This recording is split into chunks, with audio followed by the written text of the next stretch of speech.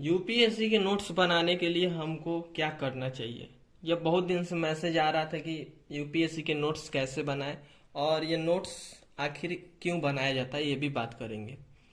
Notes बनाने का सबसे अच्छा तरीका क्या है और हम कब नोट्स बना सकते हैं यूपीएससी के लिए। तो अभी जो मेरे हाथ में किताब है, क्लास 11th पॉलिटी का सबसे अच्छा एनसीईआरटी माना जाता है इसको, जो हम आपको बताने वाले हैं इसका नोट्स कैसे बनाएंगे। तो सबसे पहले हमको कोई भी एनसीईआरटी लेना है तो उसको एनसीईआरटी को पहले 2 से 3 बार इसको क्या करना है, पढ़ना है, स्टडी करना है। स्टडी करेंगे तो हमको पता चलेगा कि कौन से पॉइंट जो है एनसीईआरटी में कहाँ दिया है और कौन से पॉइंट जो है यूपीएससी के पॉइंट ऑफ व्यू से हमको ज़्यादा पढ़ना है और ज़्यादा इस पर गौर करना है। दोस्तों, तो पहले बात कर लेते हैं कि हमको नोट्स आखिर क्यों बनाने की ज़रूरत पड़ती है। नोट्स आखिर है क्या।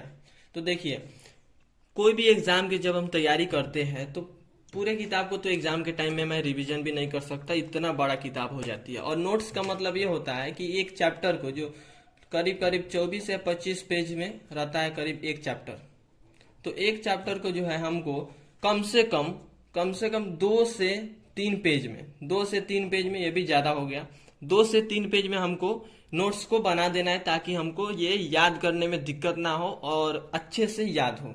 तो देखिए, इसका पहला चैप्टर क्या आ जाता है,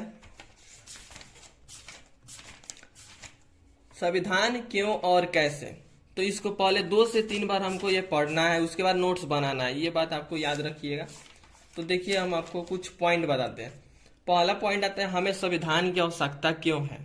वे सारे व्यवस्थाएं जिसमें संविधान की आवश्यकता होती है वो लोकतंत्र कहलाते हैं। तो पता करने के लिए हमको किताब को पढ़ना चाहिए। पढ़ने के बाद हमको क्या करना है, देखिए, संविधान की आवश्यकता क्यों होती है, तो ये पॉइंट हो गया। तो पॉइंट लिखेंगे, संविधान की आवश्यकता हमें क्यों होती है, ठीक है।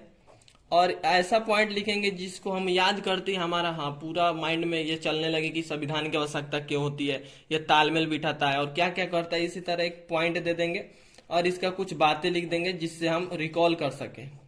जैसे कि ये क्या करता है, तालमेल बिठाता है। कैसे तालमेल बिठाएगा वो भी हम अभी डिस्कस करने वाले हैं।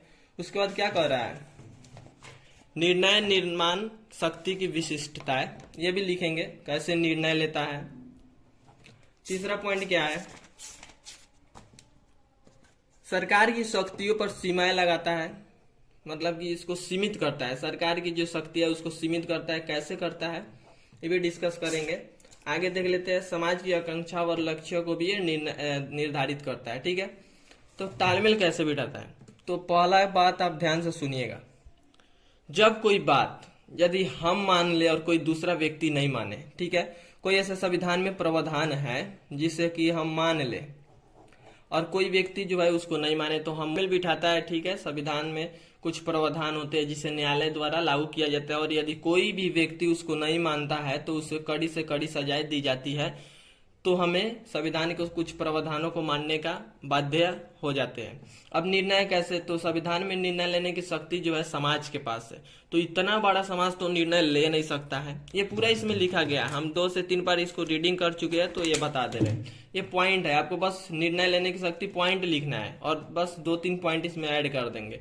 जैसे कि समाज इतना बड़ा है तो समाज निर्णय ले नहीं सकता, इसलिए अपने प्रतिनिधि के माध्यम से जो है, माध्यम से हम लोग क्या करते हैं, अपना शासन चलाते हैं, इसी को लोकतंत्र कहते हैं। तो निर्णय कौन लेगा, लोकतंत्र में निर्णय कौन लेता है, जनता द्वारा चुने गए प्रतिनिधि लेते हैं, बस इतना लिखना है।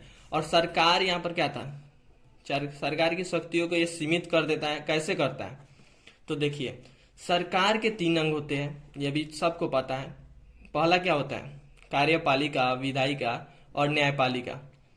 तो देखिए, ये जो तीनों अंग होते हैं अपने आप में स्वतंत्र संस्थाएं हैं, लेकिन जब कभी भी अपने शक्ति का उल्लंघन ये कार्यपालिका करता है तो न्यायपालिका इसको रोकती है। तो ये सरकार के ऊपर भी कुछ सीमित अधिकार है, ये हमको नोट्स में ऐड करना है। तो यदि वीडियो आपको ज़्यादा से भी अच्छी लगी हो तो लाइक करना नहीं भूलिएगा, हमारे चैनल को सब्सक्राइब करें। जय हिंद।